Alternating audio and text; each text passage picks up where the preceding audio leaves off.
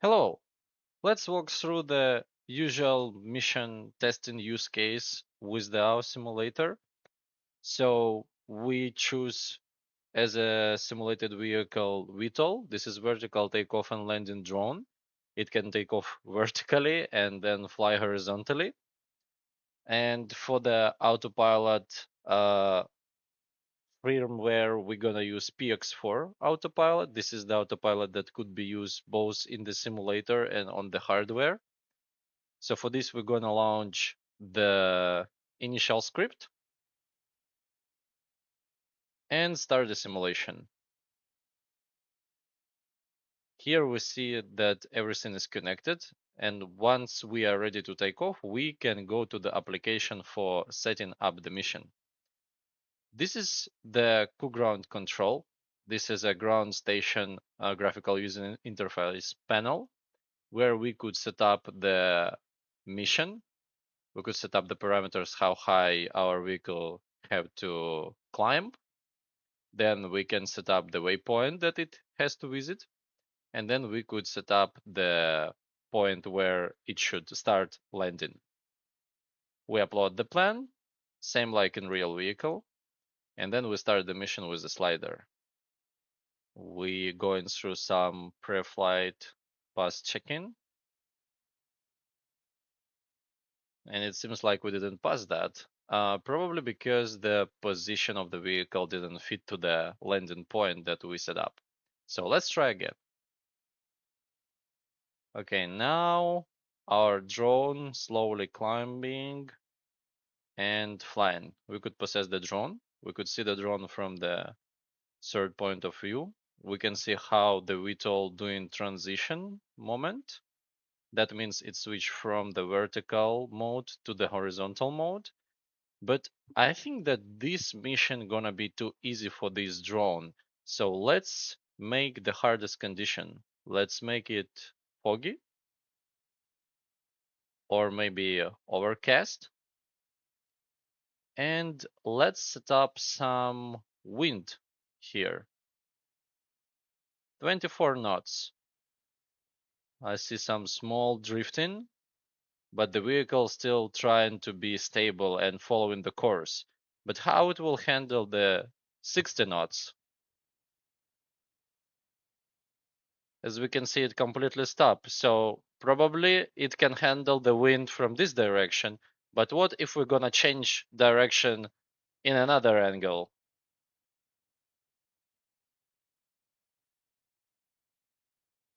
And this is what happened. This is what happened with the vehicle in if the weather becomes bad.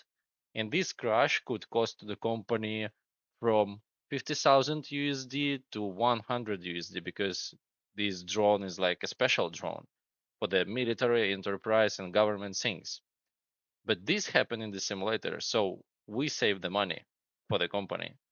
So let's start again and see what else can happen with the drone during the flight. For this, we have to reboot everything, start the simulation again, maybe change the weather to the rain, then start again the mission firmware. Okay, here we go again. Let's see how it will fly now.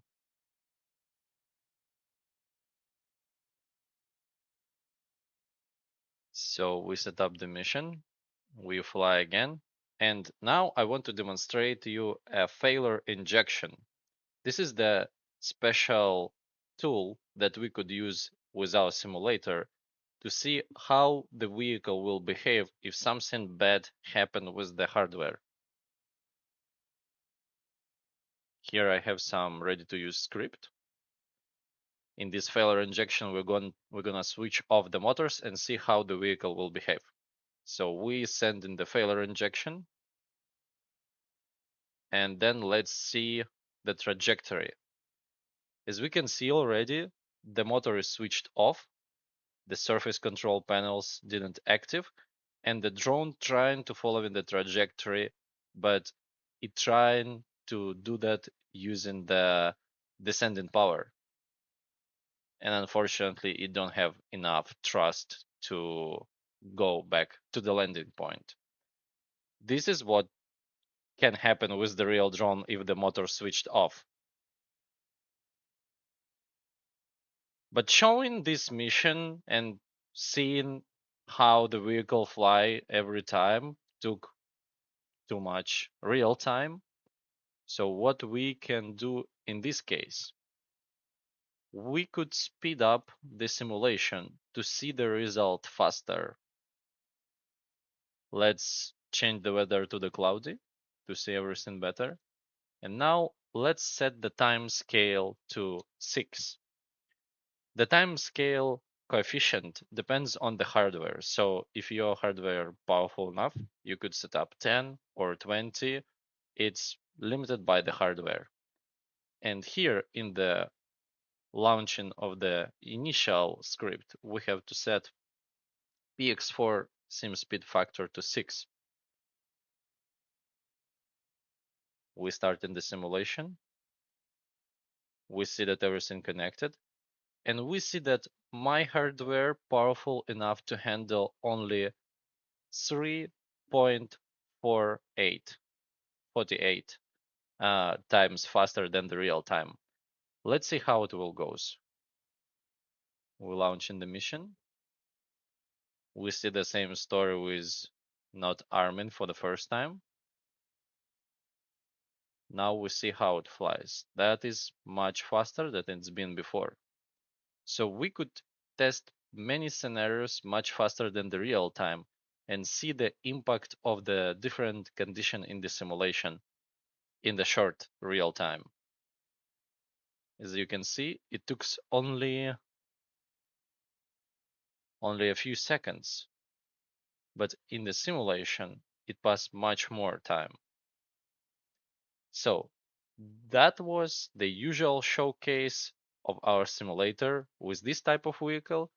We also have in our simulator some other vehicle types, like the classic drone,